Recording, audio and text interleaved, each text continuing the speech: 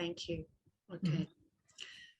So thank you, everybody, for joining. And I think Ellen will be coming. Anne Fleming, we can see you there. You may choose to leave your screen off. That's fine. We're recording. Oh, sorry, I hadn't even thought of that. Well, we're recording, so you can choose what you'd like to do. Yeah, so welcome, everybody. It's wonderful to be here. We're a little group tonight, but that's okay. Whoever's meant to be here is here, and we're recording, as Kurt has said. So we'll be available to others later on the web. So firstly, to welcome Ros and Rachel, and to thank you both very much. Ros has been with us and spoken, led us in our first session, and so those of us who were there and those who have been working together with Ros on our little LAMP committee, or big committee actually, we'll just know how gracious, how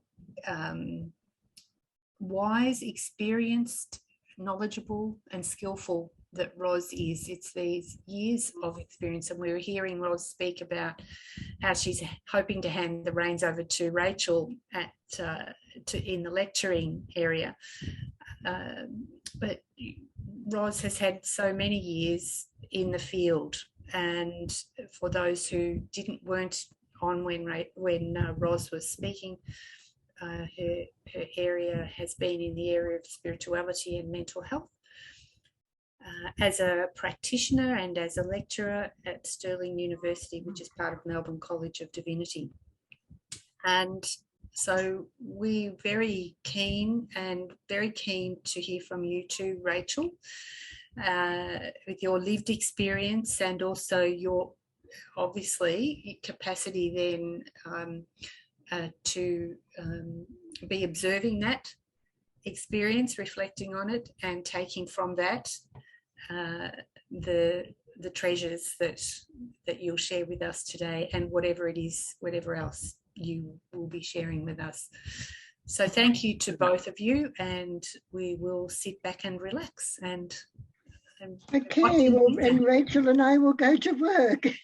And I think I also need to say Rachel also works in pastoral care at the Melbourne Clinic and is comfortable in running groups there as well, and has experience in hands-on work. I don't know whether you want to say anything else, Rach, or not. In terms of a work capacity, not necessarily. I've been at the Melbourne Clinic for almost 5 years. So half of my job is running groups and the other half is seeing people individually. I did a stint of doing pastoral and spiritual care in the outreach outpatient program. But at the moment, due to other commitments, I've lowered my days. So I'm just doing inpatient services at the moment. Okay, thank you. Well, I'm going to start, and this is always my big challenge is to getting this PowerPoint going. So please bear with me as I do share screen.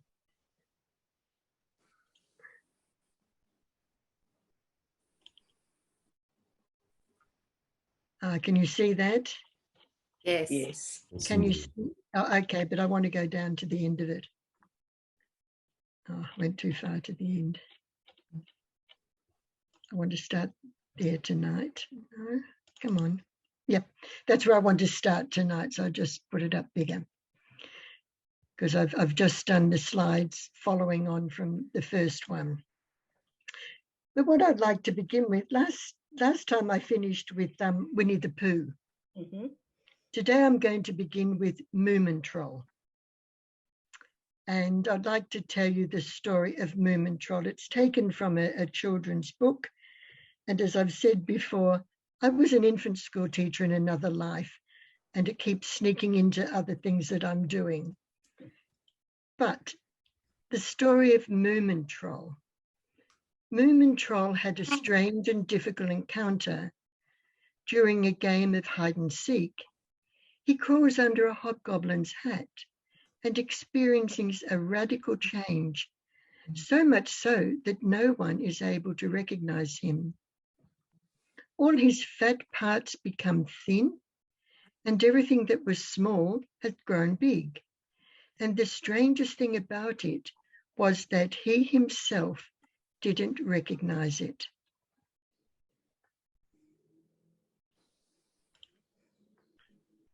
Moomintroll wandered back to his friends, who of course didn't know who he was. They asked him who he is, and he, thinking it was still part of the game, claimed to be the King of California. They believed him and instantly rejected him. "Go away," said the Snark to Moomintroll, "otherwise we will sit on your head." And things go from bad to worse, and the encounter ends with Moomintroll and his friends exchanging insults and ending up in a fight. "Isn't there anyone who believes me?" lamented Moomintroll. It is then that Moomintroll's mother, intervenes. Moomin Mama looked carefully. She looked into his frightened eyes for a long time, and then she said quietly, "Yes, you are Moomintroll." And at the same moment, he began to change. His ears, eyes, and tail began to shrink, and his nose and tummy grew until at last he was his old self again. "It's all right now, my dear," said Moomin Mama. "You see, I shall always know you, whatever happens. I shall always know you, whatever happens." And perhaps this story is an unusual way to begin our evening here tonight. And yet I wonder, is it? I was taken by Mama's comment, "I shall always know you." Moomintroll's mother saw him for who he really was. And I believe this is the starting point for each of us if we have any involvement with someone with a lived experience of mental ill health. When in relationship, someone, and more importantly, when accompanying someone who may be experiencing mental ill health, our challenge is to see the person for who they really are.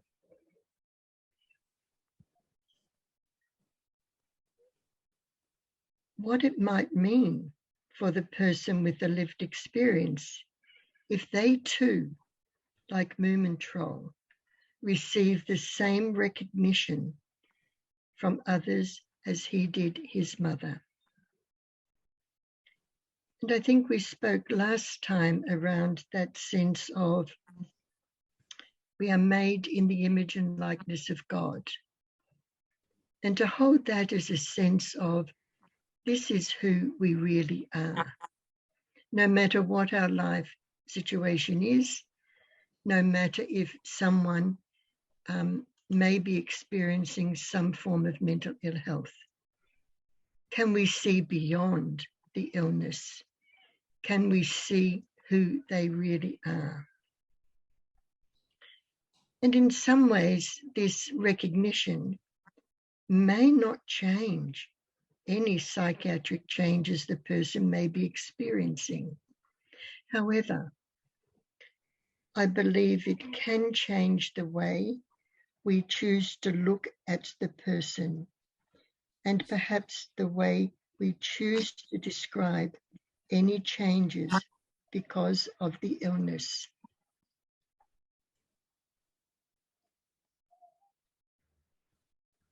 Hang on, I feel a sneeze coming. Sorry. Bless you. Thank you.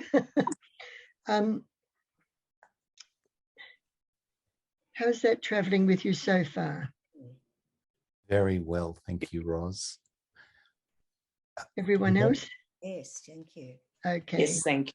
Makes sense. We don't have Okay. any extra people trying to come in, do we, Roz? We have, and I have let them in. Oh, lovely. Thank you. Yeah, I think Mary and Ellen and it says Mary and Ellen, Mary and Brian, but I can only see Ellen. There. So I think it's that sense of how I choose to view the person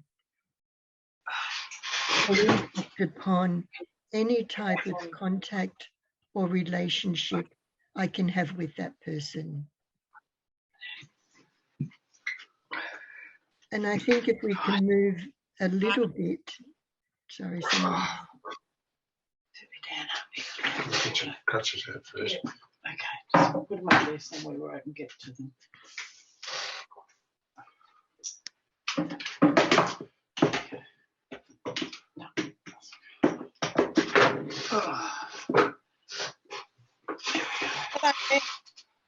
Okay. Just wondering if everyone could mute their screens. Yeah. Yep.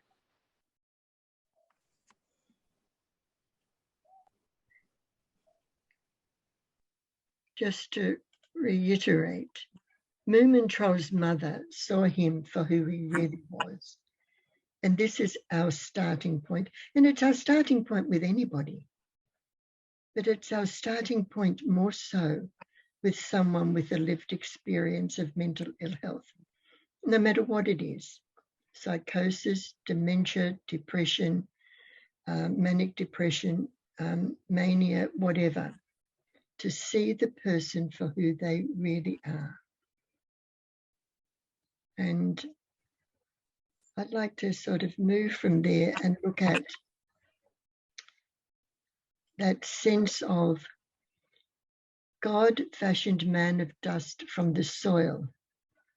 Then he breathed into his nostrils a breath of life, and man became a living being.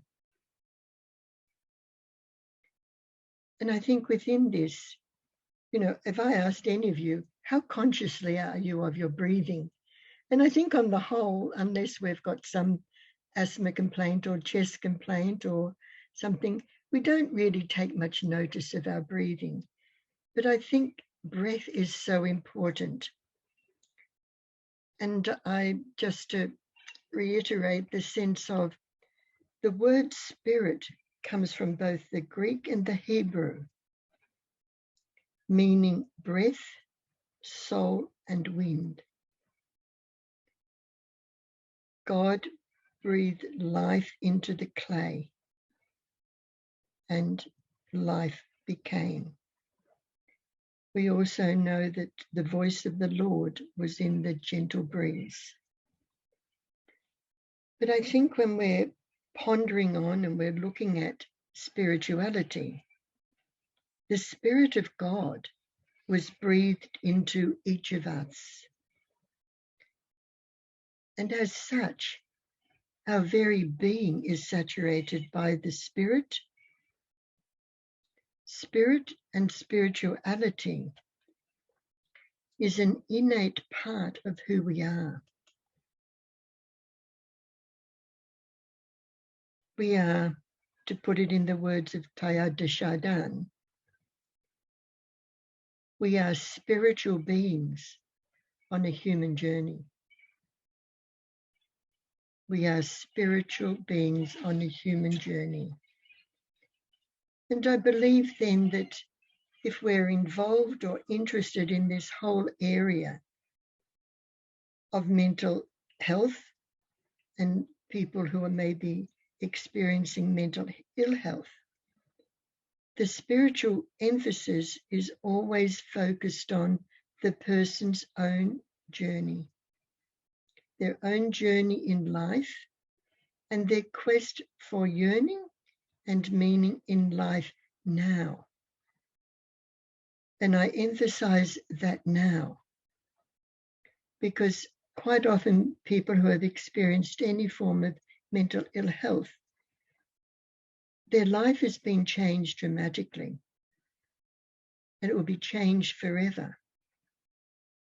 It's about how that then can be worked with and how they can then begin to develop a sense of meaning and purpose in life now. And I also like to play with words. And I'm going to test you on this one. Who knows the meaning of the word psyche? Feel free to say if you do.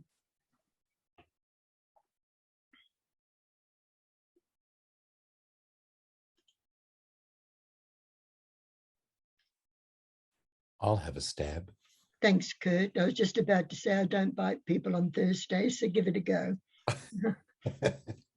I, as a former actor, I would like to say that it is the part of the person that is the part of the person that we see that hides what is underneath. But that is just a wild guess. Yep. Okay, we can hang on to that guess. But what is the actual meaning of the word psyche? Is it just another word for spirit? Oh, I think let's take out just another word for spirit. Yep. Was that Ian? Yes. Yeah, Yes. okay, because I can't quite see, but I recognise your voice. Thank you, Reese. The word psyche actually means soul or spirit.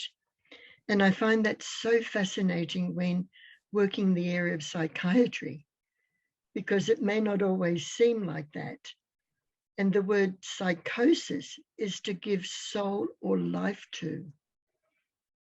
And psychotherapy, a psychotherapist is an attendant of or midwife of the soul. And I believe back in time when all this emerged, the word for psychiatry and that, psychiatrists were more looked upon as a soul doctor. We've moved a long way from that in the time that we live in now.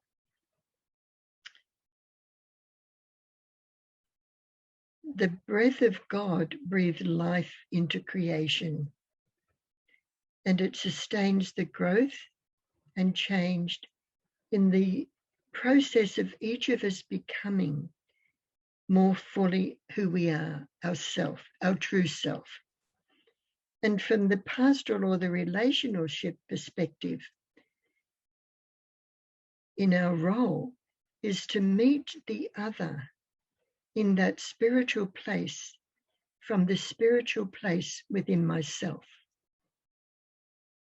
And I think it's so important that whatever my spirituality is, whatever it contains, it's a sense that I know it and this is congruent for me. I think that is just so important if you're accompanying someone, journeying with them, whether they're a family member or a friend or a neighbor, to have that sense of my own spirituality if we're moving into this.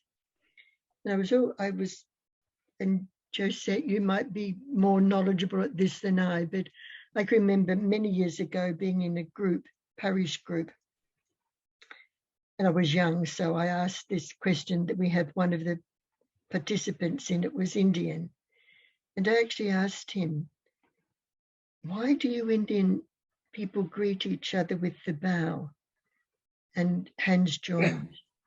And he said, in our tradition, it is the spirit within me acknowledging the spirit within the other. And also for me, coming from my own family tradition, I may not sound like it at the moment, but if I want to, I'll come a wee Scot and I can sound like a wee Scot anytime I like. But in the Celtic language, in the Gaelic language, there is no word for hello or goodbye. Instead, a typical greeting is, God be with you, or on leaving, may God keep you. And I find that interesting, even though I spent most of my life in Australia. I grew up in a family that at the end of the day, we always said good night and God bless. And when I was heading off to school, my mother would say good morning and God bless. And I thought every family did that. And then I entered the convent and found out not every family does that. But that was coming from my parents' tradition. And I think it's interesting to see how so much of that has been in some cultures. And we have sort of lost it a bit. In the German, greeting is good as God, the greetings of God. So that sense of within this area of mental ill health, there is often no boundary between the visible and the invisible, the human and the divine. The world of the person is often a very, very rich world. I often like to liken it to a tapestry with so many different colours. And these strands, though, can contain elements of otherness, ambivalence, fear, symbolism, imagination, and many others. But I've often wondered, way behind in the slides, never mind. I've often wondered whether one of the effects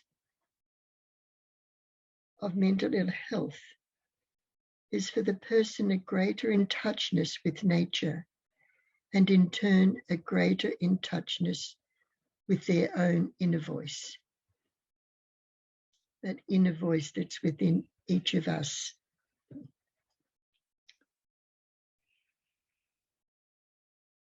I just like to check every now and then. How's that traveling with people? Any comments or questions or anything?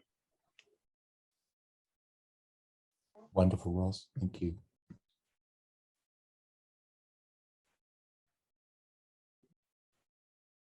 Okay, Your everyone's comments about having... greetings remind me of my maternal grandfather, Mm-hmm. who often commented, "May God be with you." And I haven't heard that in anybody closer to my own age than my maternal grandfather. May God be with you. Yep. And was he the Scottish part of your family? No, he was Irish Sicilian by origin. Well, certainly the Irish would have had similar. Yes, Yeah. yes, certainly. Yep. So. I remember from boarding school, anytime we passed a nun, we had to say, "Good morning, sister, and God bless you," or "Good evening, sister, and God bless you." Oh, and it was always that in class and everything else, yeah. Yeah. Okay, Mary, thanks. I think it was you. I recognised the voice. So thank you. Yeah. I'm only sort of about 50% at the moment. I've just come out of hospital. Yes. And you're okay? Yep, okay. So again, I meant to put this slide up earlier. I got so carried away talking. But that sense to know your own spiritual place. And it's from there that we meet others. I think this is an interesting little point here, that some time ago I had someone come to see me, and at that time this person wasn't particularly well, far from it. And I have to be honest, a lot of the conversation I didn't quite get. I just knew he was in distress, and I let him talk, and his background was from, and it was from an African country. I'm not sure which one now. But he kept speaking to me about, do I see the spirits coming in and out of him? And I wasn't too sure what to say. And often when in doubt, I say nothing and just listen carefully. However, sometime later, I met him in a community setting, and he was so keen to speak to me and to ask me about that first conversation he had with me. And I can remember thinking, I'm not sure what I'm going to say here. But before I could say anything, he said to me, Ros, you know, when I'm unwell, not everything I say is crazy. And I think this part of that conversation with him and his statement that not everything he says when he's unwell is crazy. And I say that from the point of view that some time back, I've had a lot to do with John Watkins here in Australia. And John was speaking about listen for the jewels within the psychotic debris. And I think some of this with this particular fellow, who I'll call Joe, for me was one of those jewels within the psychotic debris. When journeying with somebody, an essential feature in the spiritual care of the person is actually to listen to those jewels that may be within what is classified as psychotic debris.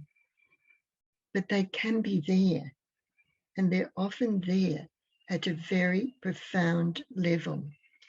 I think one of the unusual things about this whole area of mental health, that quite so often the person's ego boundaries are loose. They're very loose. And in some ways, they're more receptive to things. And people in mental health area, they're not inclined to put on masks. You know, if my hair's looking funny one day, somebody in this group might say to me, oh, Roz, your hair's lovely. If I'm with somebody who may be living with a lived experience, it might say, gosh, Roz, what on earth have you done to your hair? It looks awful.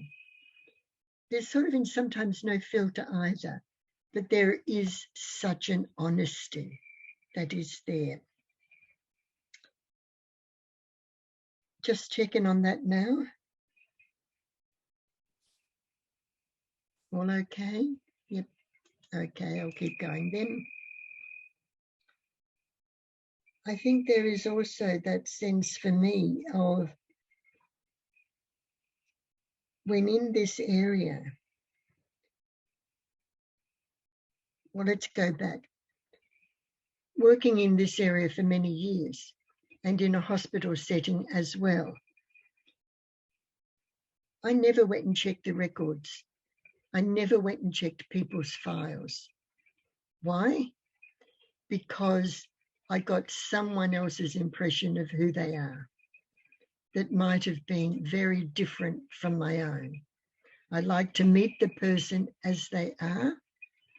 And many times I came to know the person's diagnosis, usually from the person more than anything else. And there seems to be a little bit of a tendency sometimes of, gosh, if I just know the diagnosis, I know how to work with the person.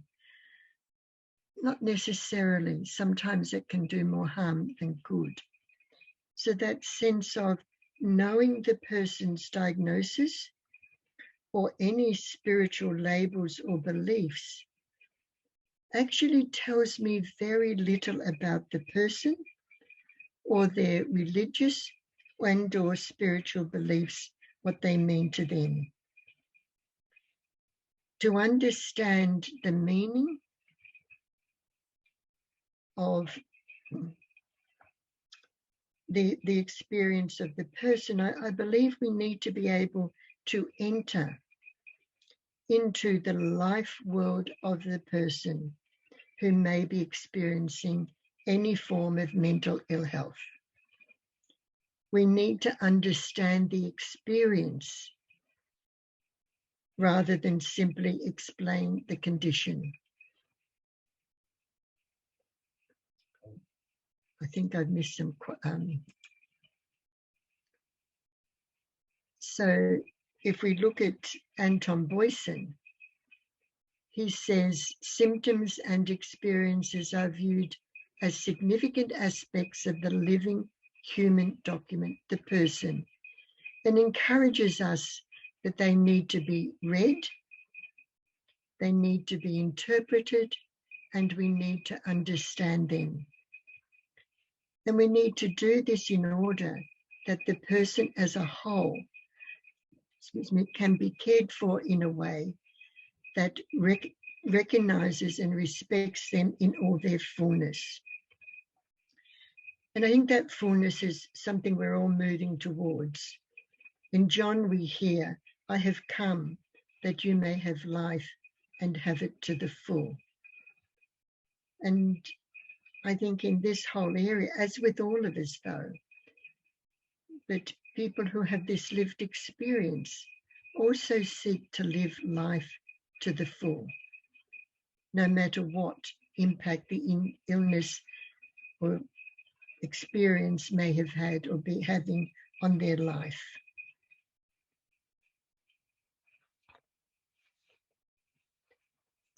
So, and I think if we can do that here, we get a different sense of the focus of our conversation or our relationship with the person begins to fall on a meaning dimension. Issues of spirituality then are found to be of central importance. The meaning dimension focus enables us then to begin to ask different questions, moving from a focus on symptoms to what is going on within the lived felt experience of the person. And I'm going to stress that now, and I will stress it again, the need to listen to the lived felt experience of the person. Sometimes, or I can think of someone that I had contact with at one stage, and she came to me all distressed. Roz, you know, my teeth, the mafia have bugged all my teeth, and they just won't let me be, and they're following me everywhere. Now, was that happening in the reality of the world I was in? No. For her, it was very real, and she was frightened. It's about moving into that feeling of hers and maybe assuring her, well, look, at the moment, you are okay. But that lived felt experience, which may not be in some ways part of the reality of every day, but it is hers or his at that moment. Then we begin with the person and seek to discover the meaning of the experience, be it psychosis, anxiety, depression, has for the individual person. And I think when we can do that, we begin to move from the questions of what's wrong with this person and how do I fix it? And I think as people who are carers, we often want to fix things and make it better for everybody. However, that's not necessarily the better way to go. I think from a pastoral perspective, I think it's more around even with the person to get a sense of what gives this person's life meaning now. And also that sense of what is sustaining them amid this. I think anyone who suffers severe depression, psychosis, dementia, they're very, very resilient people. They're also very, very strong people. They have to be in a way to work through where they're at now. So I think it's very important also to remember that.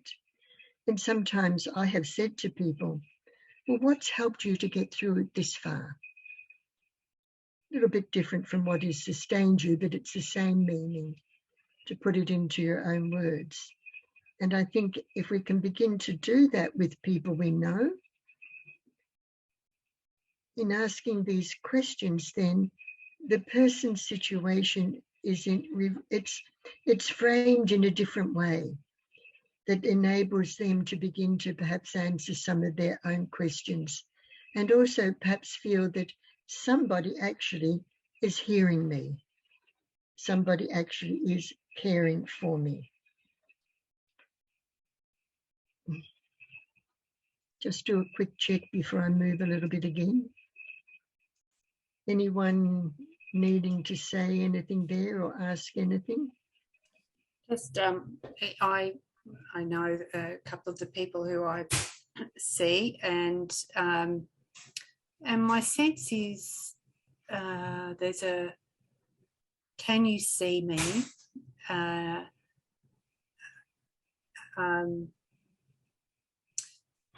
Can you hear me?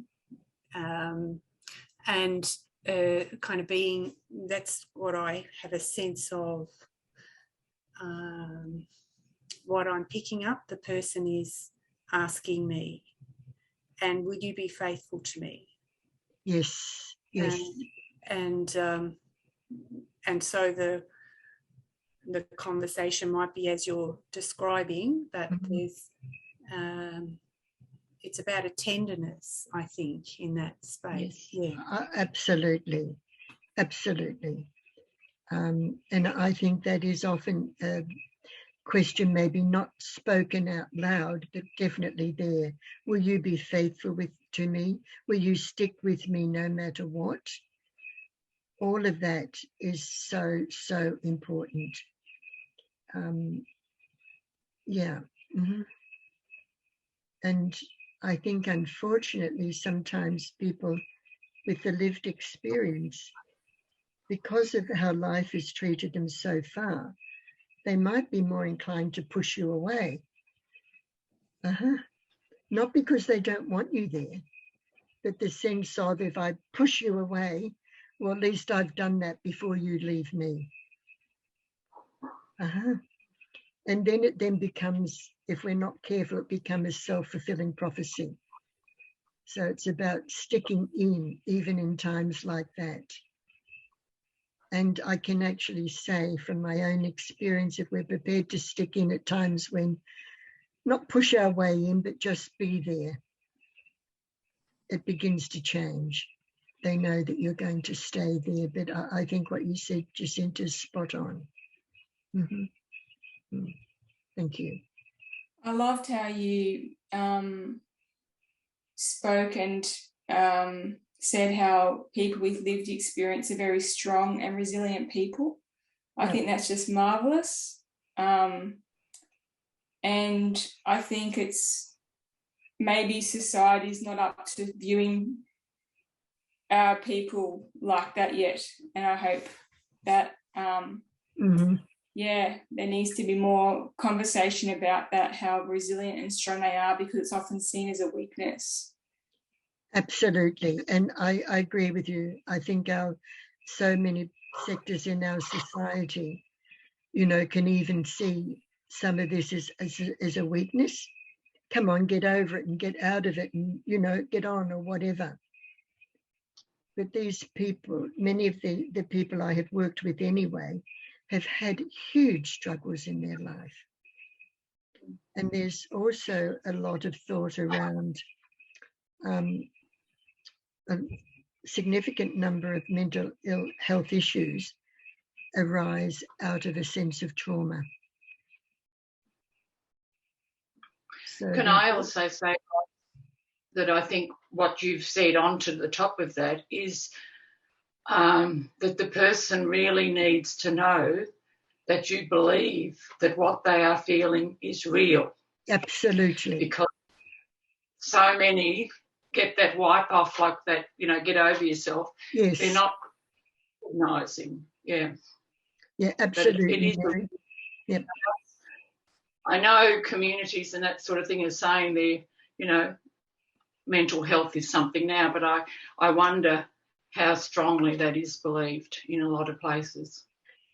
It's going to take a long time to have communities really and truly believe what happens and what an illness it is. Yep.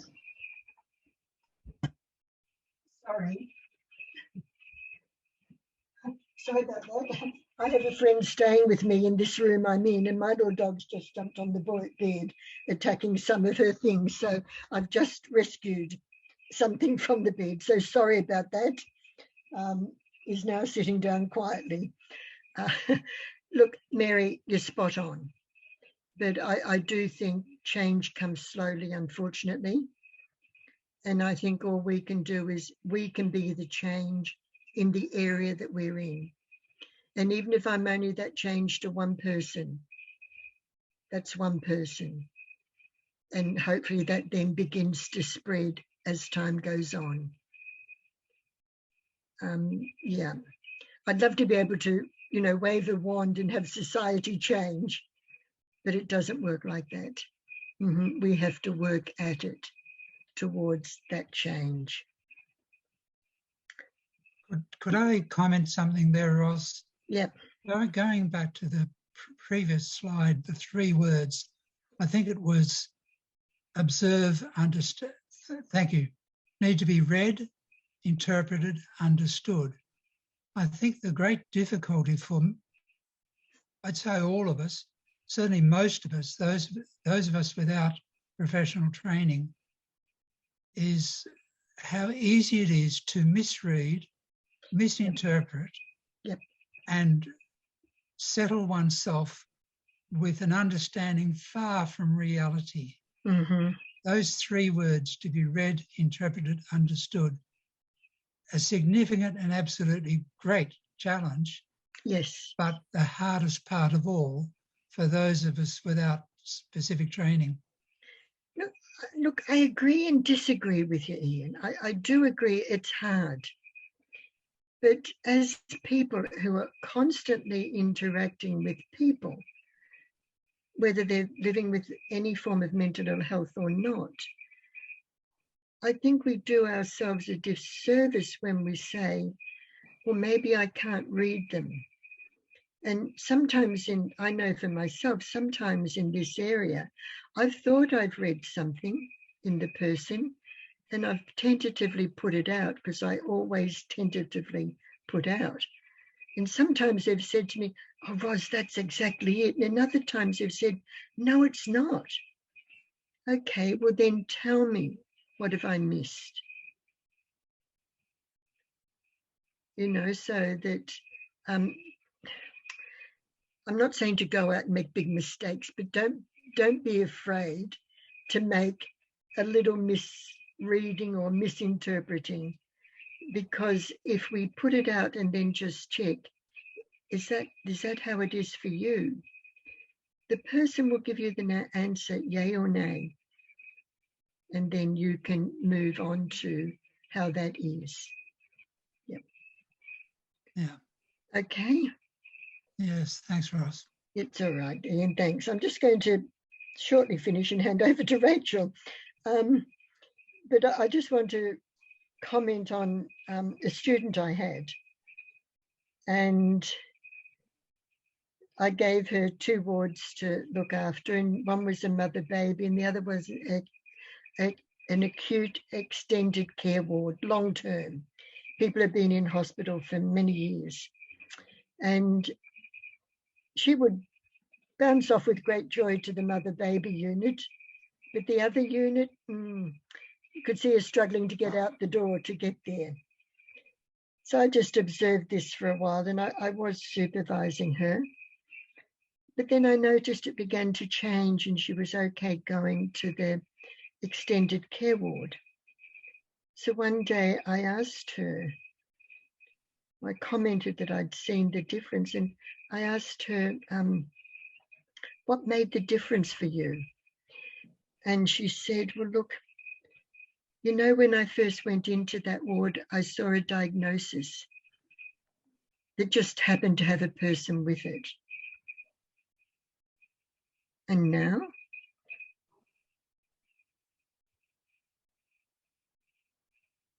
I see someone with an aching heart. She saw the person first, who happened then to have a diagnosis of something, but it was the person. And for me, it re-echoes the words of R.D. Laing, who's, I'm a wee bit biased, he's a Scottish psychologist, and he looks at schizophrenia as one who is broken-hearted. Very different from the medical that says out of touch with reality. And I also believe that can apply to any form of mental ill health issues, not just psychosis. So it's then about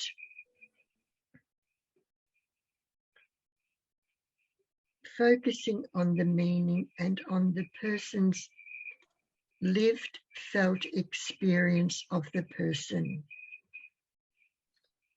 Listen to that. And when we do that, we begin with the person and to seek to discover with them that meaning that might be in this. Not looking at how can I fix them or what's wrong with them. My friend that's here, I had an interesting conversation with her last week around that very thing, and talking about people who actually self-harm. Why do they do it? It's a good question. I don't know the answer. But in some ways, the why isn't important. It's what is happening within the person at that time. And to try and get a sense of that with the person by just saying, well, what's been happening, you know? So when we begin to ask those different questions. So the pastoral response intending to the spirituality is to enter into that lived experience in a meaningful way that I can actually begin to communicate to the other that I have some understanding of what you're experiencing. I don't know what you're experiencing. I can't know what anyone else is actually experiencing. But as a person, the human condition, I have some experience of what it is to suffer. I have some experience of what it is to experience loss and joy, all of them. So I have some of that. So I might be able to begin to let the person know that I know a little of your experience and tell me more. Because I think if we can do that, we can begin to connect with the person in a way that becomes more possible for them to begin to develop a meaningful relationship. And even if it's just with one person to start with, seeing a possible future and hope can become real.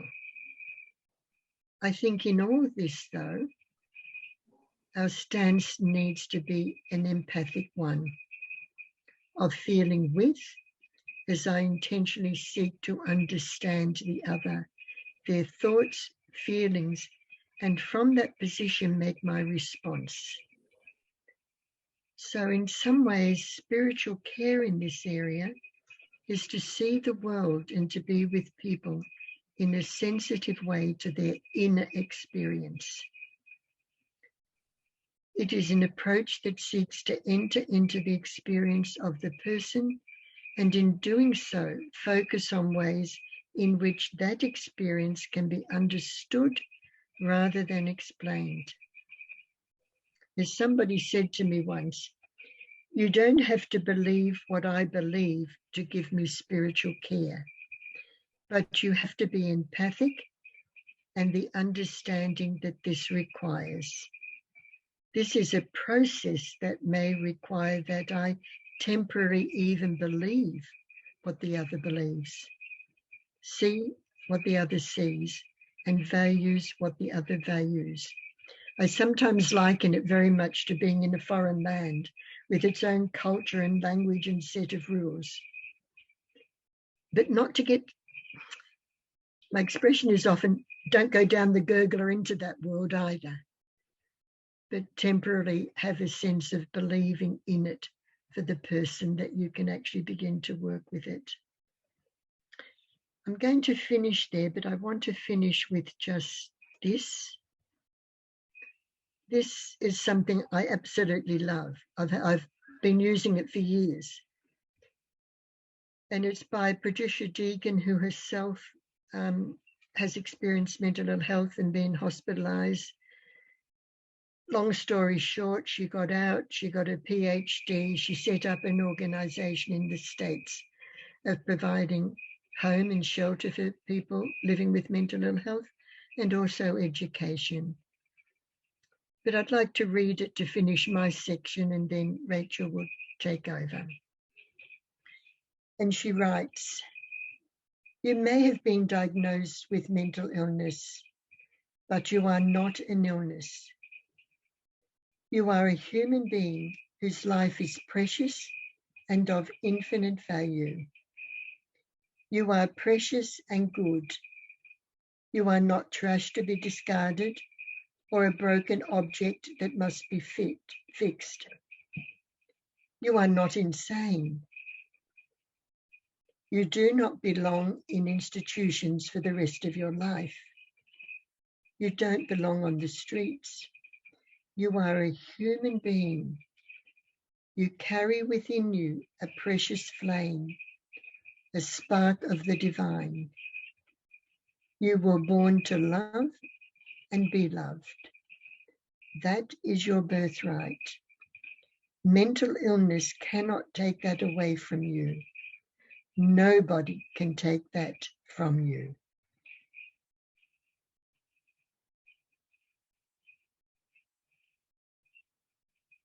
Something to ponder.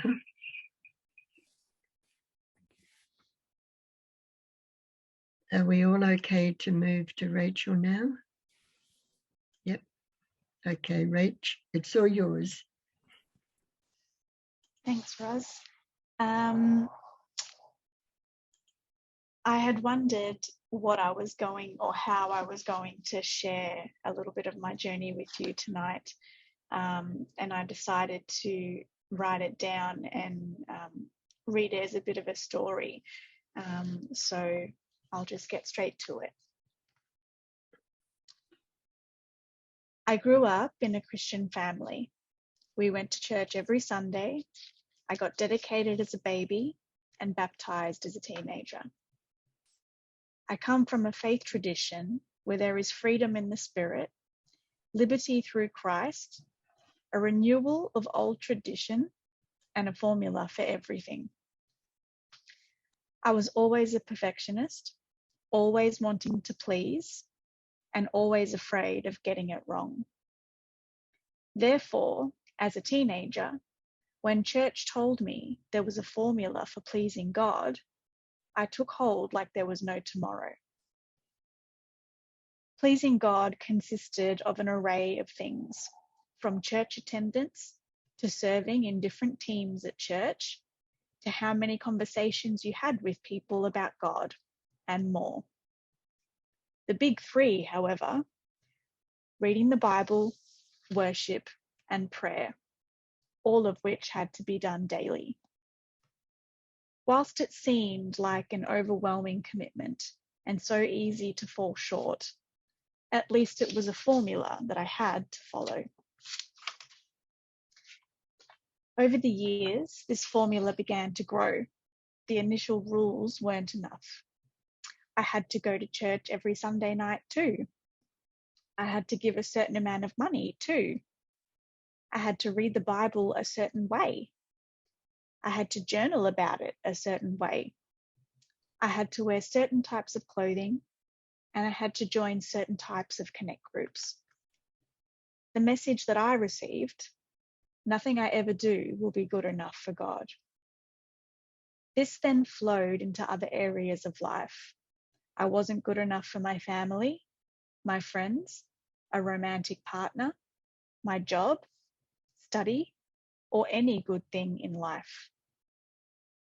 Not only were the things that I was doing not enough, I began to believe that I wasn't enough.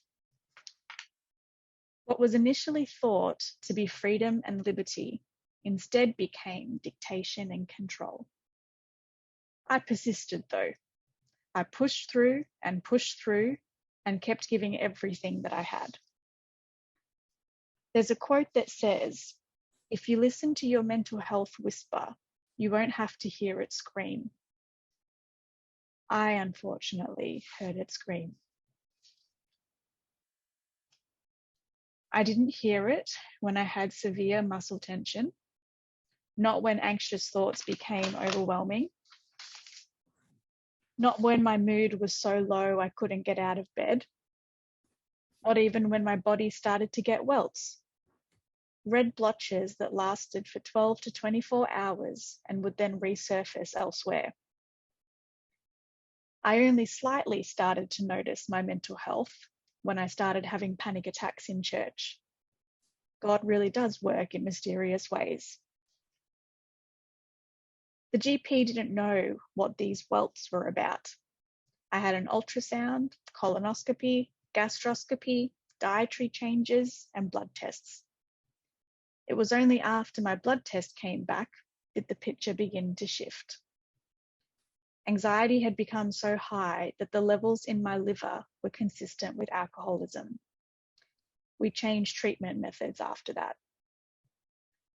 For the next 12 months, it was excruciating. I was finally on medication and working through my image of God with a psychologist and my spiritual director, but the pain didn't go away. Not only that, my fear of rejection, judgment, and failure had become so significant, I couldn't do daily tasks alone for fear that I'd make a mistake. Going down the wrong aisle at the supermarket, entering the wrong entrance at the petrol station, even walking in the wrong direction for exercise. I couldn't make decisions about what to eat, where to go, and what time to go to bed. It was debilitating. Depression became just as much of an issue as anxiety. What made it worse was that I was reaching out to God in the very narrow way I knew how, but He wasn't making it stop, wasn't making the pain go away. What exacerbated this was the direct message that I was given. You aren't praying hard enough. You need to speak in tongues so the devil can't understand you. You're letting this happen. You need to quote scripture over your life, but you must also know the reference. This was all under the guise of pastoral care. I work in pastoral care, and let me tell you, that's not it. I can remember crying on my knees one night and asking God, why? I didn't hear an audible voice of God, but rather a gentle nudge in the depths of my being. This nudge said, there's purpose in the pain. I'd like to say that it became easier after that. It didn't.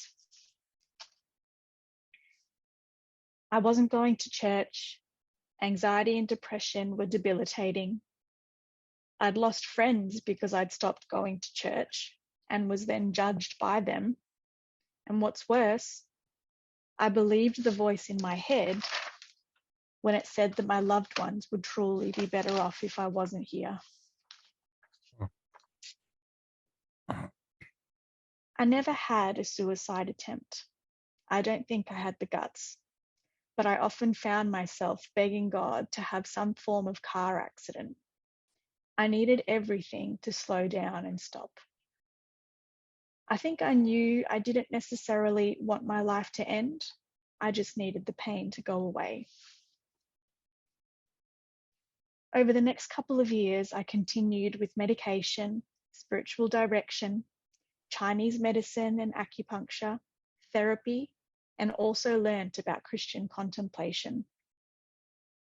That was a whole new world to me. Contemplation, silent prayer, and reflection. Not at all what I was used to in my faith tradition. Lights, cameras, smoke machines, the works. Yet, this was where I began to experience true freedom, liberty, and love. And surprise, surprise, more stuff to deal with the more I sat with myself. At the end of 2020, I experienced a trauma that saw me experience a depressive episode that lasted for about 2 months. I thought I might read a snippet from my diary during this time.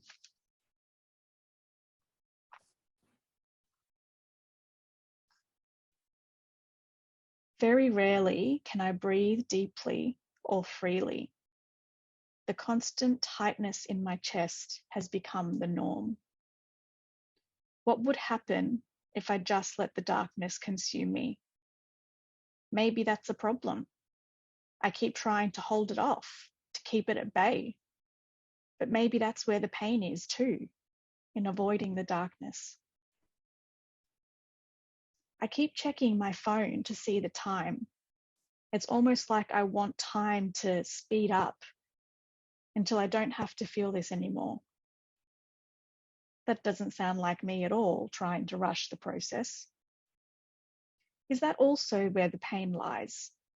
Not just in attempting to avoid darkness, but also being in such a hurry to get there, wherever the there is. What if there truly is purpose in the pain, and to rush the process would be to miss an opportunity or invitation? I feel both pain and comfort at this thought. My friendships and connections are paramount to me, but do I use them as a way to distract myself from myself? I'm both lost and stuck in thought, a very dangerous place to be. I resent being told to not overthink things. If it were that simple, it wouldn't be such a big deal. But maybe that's where the secret lies too. Surrendering the thoughts, not placing value or meaning to them, or attaching my worth to them. Simply letting thoughts be like clouds, different shapes, different sizes, different shades, ever moving and never standing still, sometimes never there, and other times engulfed where you can't see the sun. The composition of a cloud never stays the same either. It's always changing and always evolving. Do I need to be more like a cloud? Or at the very least, learn to accept that my thoughts have cloud-like properties? Well, I can't decide if I'm afraid of loneliness or aloneness. I honestly think I'm afraid of both. I'm afraid to not share anything of relevance or importance with those around me, and afraid that no one will ever truly see me.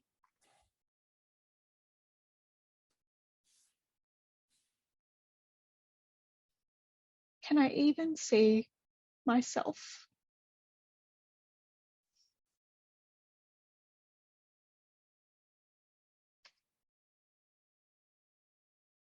I'm both numb and in pain. And it's such an awful thing to feel.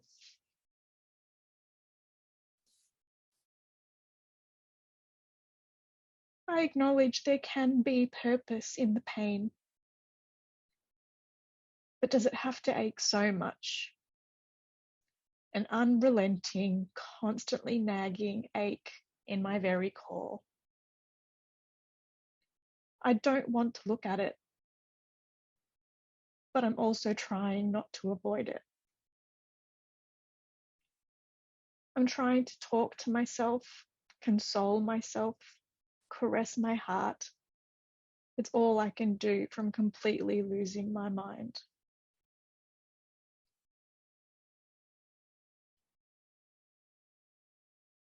Relief is fleeting, laughter is fleeting, and pain feels endless.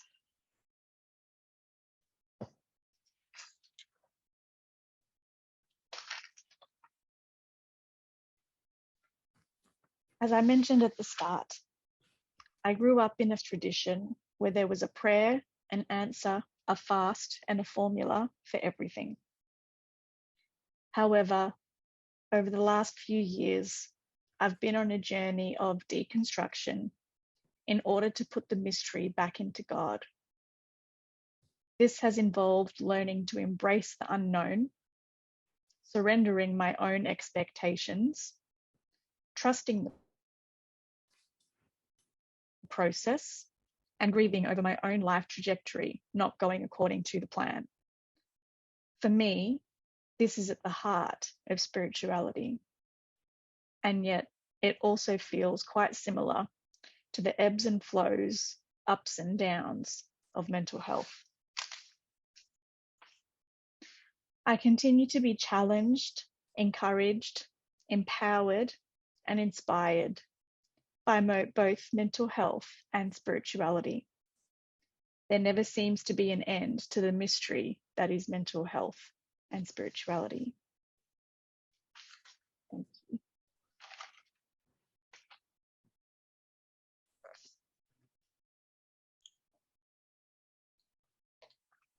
Thank you, Rachel. Thank you.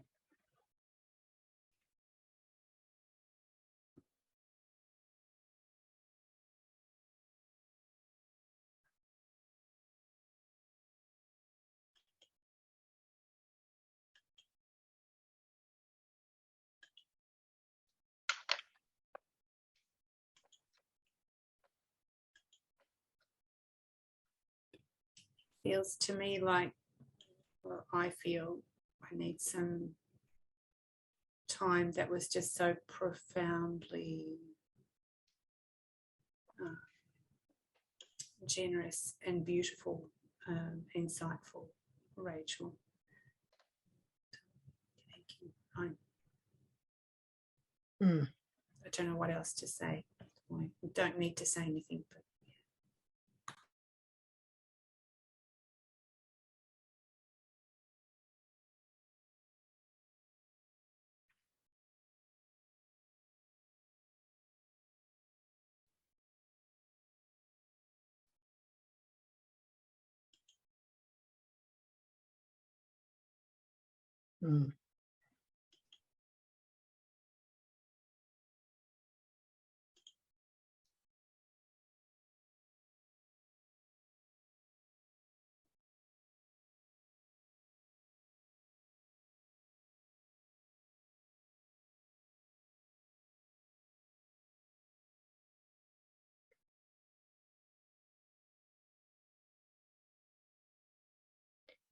I'm a little bit like Jacinta. Words seem not right at this moment, insofar as you have shared from your sacred space and trusted us with that.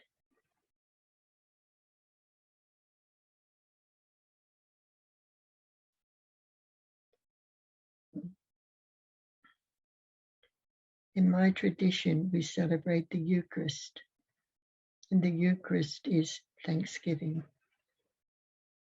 And I feel this is a Eucharistic moment.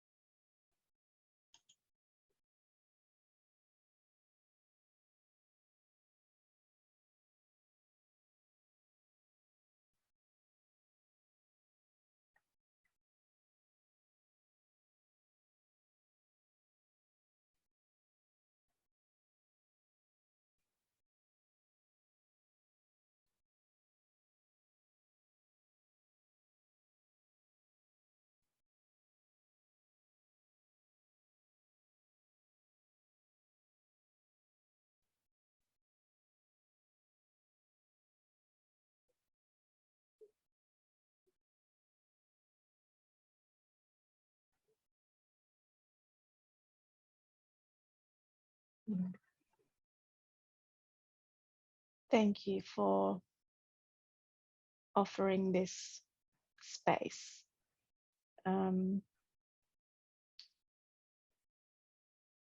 Ros had asked me to share, and because it was Ros, I said yes without really thinking or paying attention to what it actually was. And just because of the way life has been over the past few weeks, I've been thinking about it a lot, but didn't actually get a chance to write anything down until today. And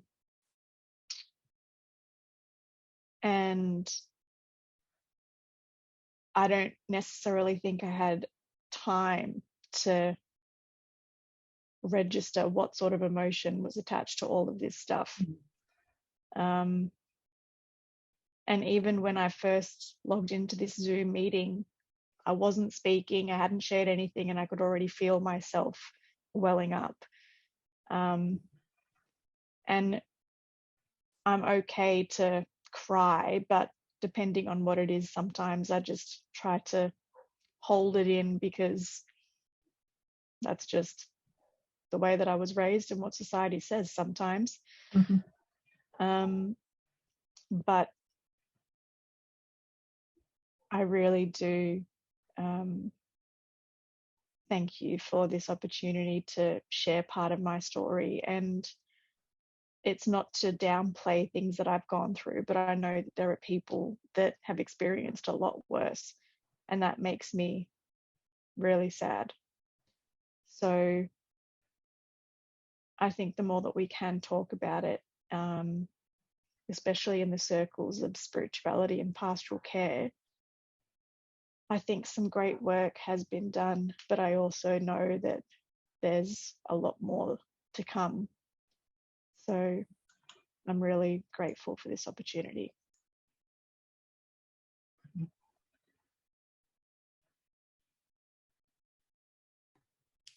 Just have another word, it feels intimate to me.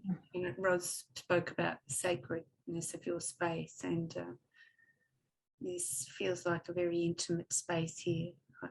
I'm conscious that I'm resonating, and there will be others resonating, for different reasons. Your story will touch their story.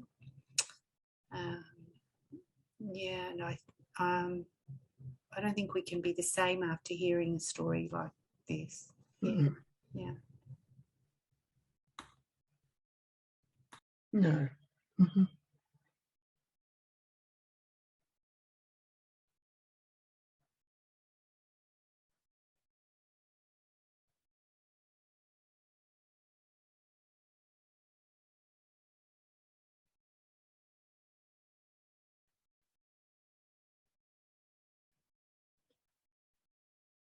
I just want to check in though, Rach. How are you now?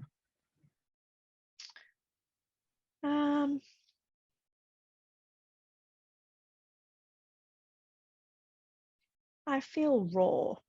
Yeah. But I know that I'm okay.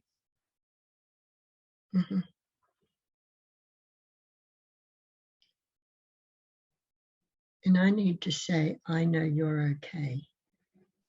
It doesn't take the rawness away. And you are okay.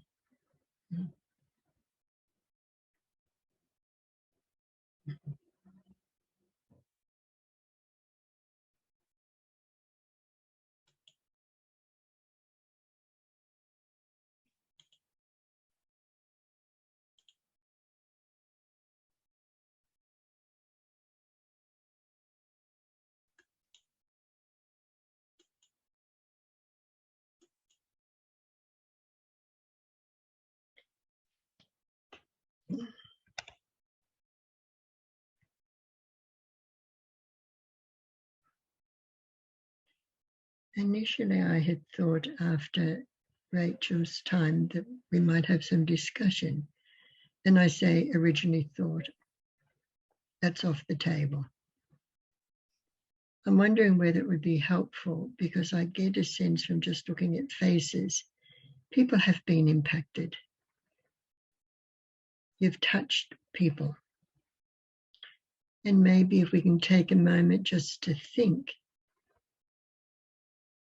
and just resonate with one word that seems to emerge for each of us at this moment. And then whoever wishes to, just to say their word, no more. No discussion, just your word.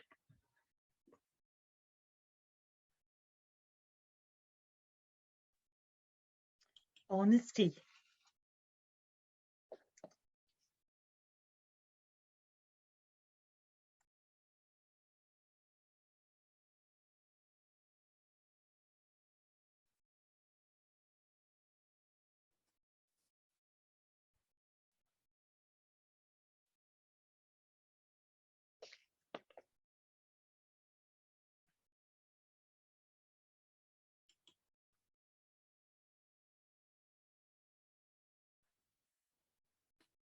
Grace.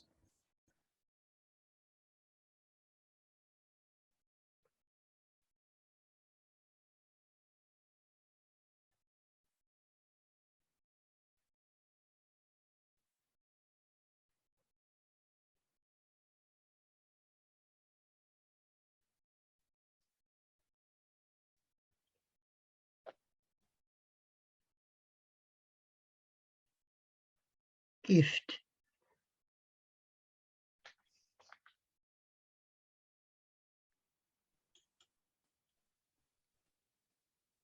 Beauty.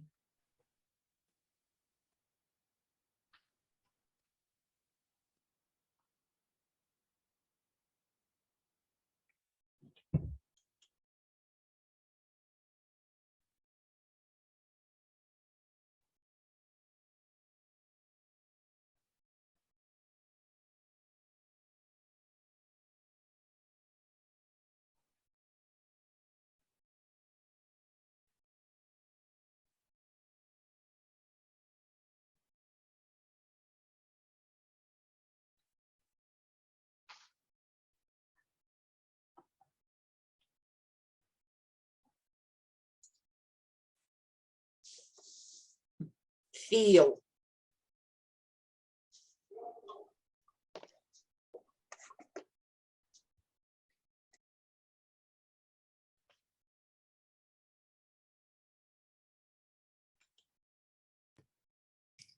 Gentle, fearful.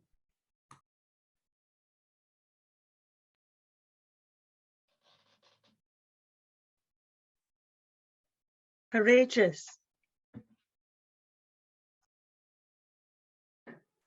Awakening.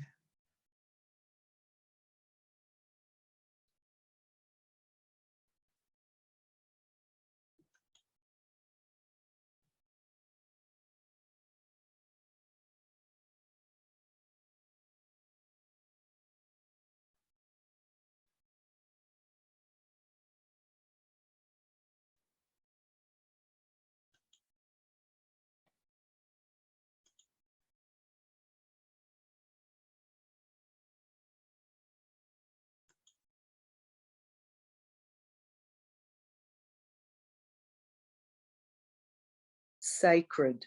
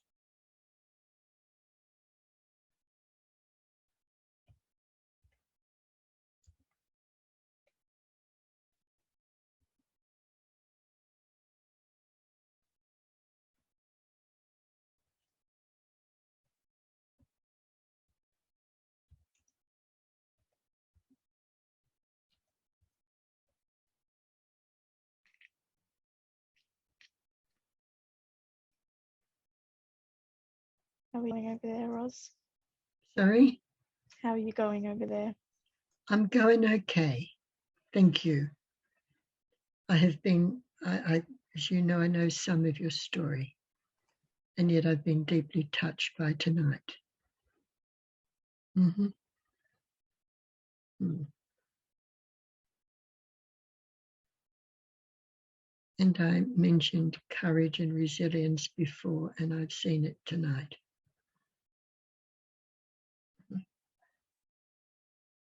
And I admire the fact that Rachel was able to trust us, even though she doesn't know any of us other than you, Roz.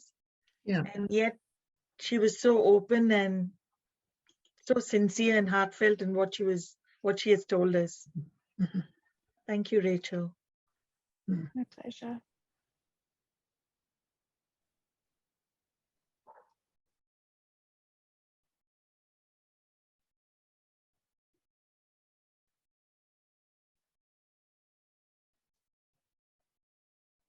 I'm just aware where we are with time, Jacinta.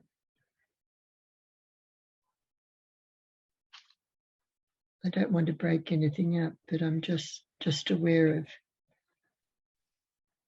Mm.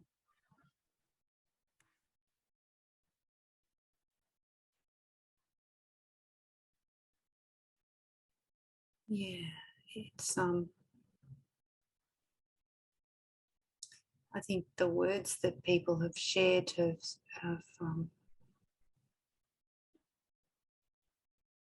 in some way helped to anoint, I suppose, what you women have shared with us tonight.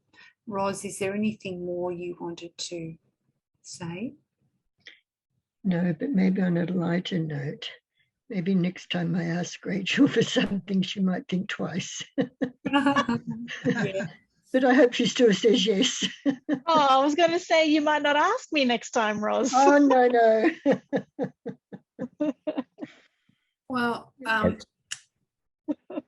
Rachel, can I recommend that you read Moomintroll if you haven't read it already? Roz's choice of Moomintroll took me back to my childhood, but I read Moomintroll still all these years later, especially when I'm feeling a little melancholy, and it just helps lighten the load. Yeah. Mm. So, Roz, are you thinking we might bring this to a conclusion now, or is there something more you'd like to? No, look, I think it would be, well, it's just on 9 o'clock anyway, and I think it would be an anticlimax. Yes. Yeah. Mm-hmm. Okay.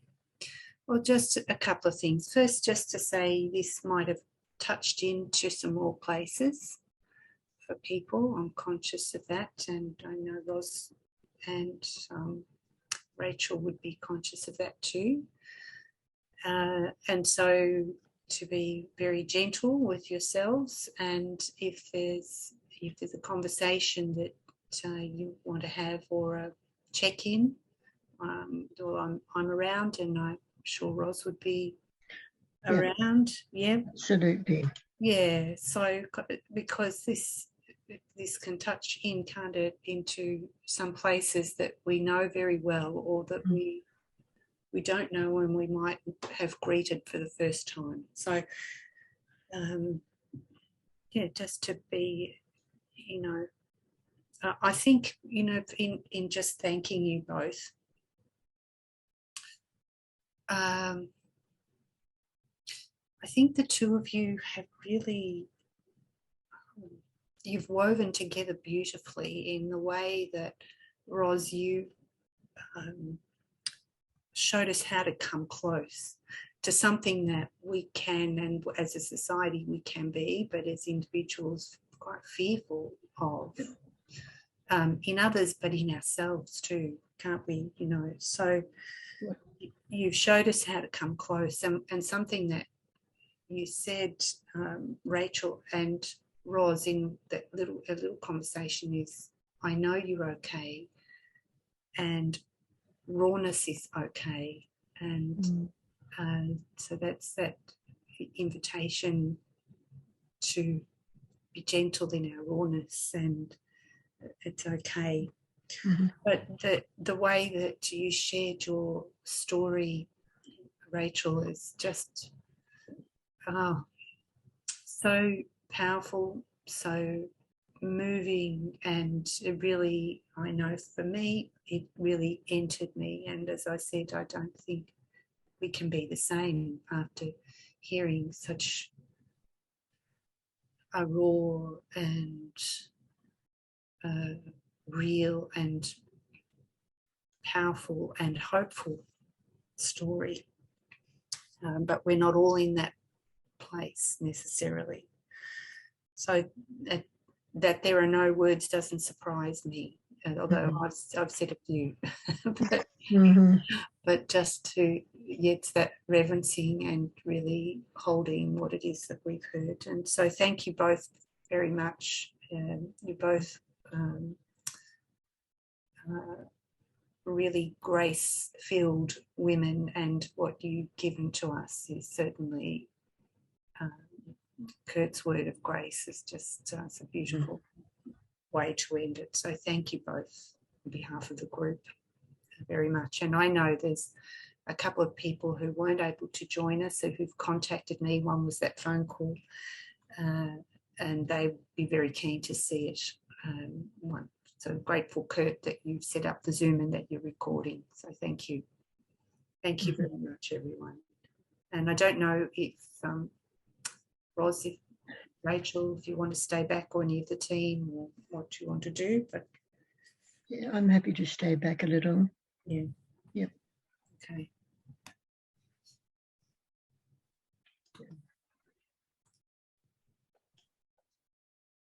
So are you saying if anyone wants to leave, they can? Yes. Or, Yep. yes. Free to leave and sleep well. Yes. Buonanotte. Buonanotte. Dio vi benedica. Vi benedica. Okay. Thank you once again, Rachel. It was really beautiful and inspiring. And Rose, thank you so much for organizing this and putting it all together. You're welcome. And I think some of it organizing goes to Jacinta as well. Yeah. Thank you, Jacinta.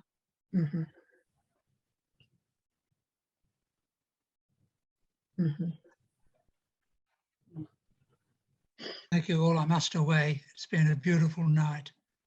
Yeah. Okay. Thank you, particularly Ross and Rachel. Good night all. Thank you. Good night.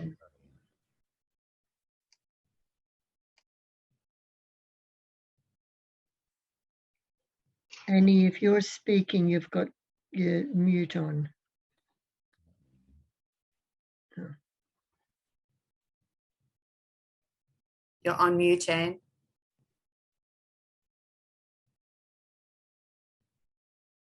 Sorry about that. I just said it's just a wellspring to dwell on now. So thank you. Pleasure.